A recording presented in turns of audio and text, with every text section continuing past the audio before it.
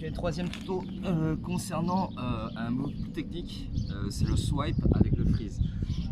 Notamment, comme je vous avais beaucoup expliqué, le swipe est un power move de transition, c'est-à-dire que normalement vous pouvez enchaîner footwork, freeze, power move avec ce qu'on appelle le swipe. Le swipe, si je trouve ce qui ne se rappelle pas, c'est ça. Ok.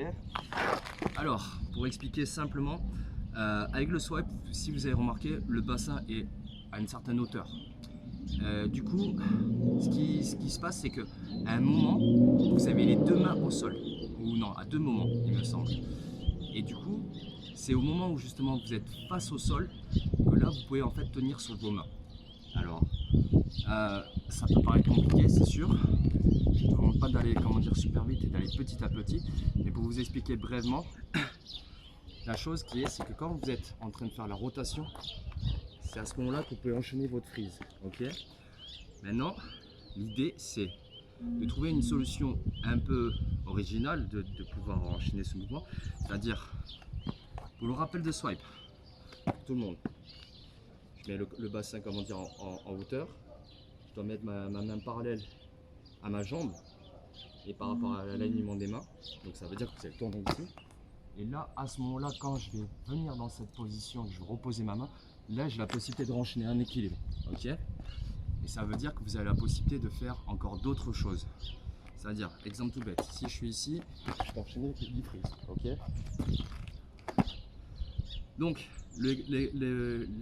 l'exercice consiste en fait à trouver votre freeze grâce à cette figure. Et vous pouvez même venir sur ce genre de figure, puisque j'ai toujours les deux mains au sol. Quand je suis venu ici, je peux venir à cette figure-là. Ok.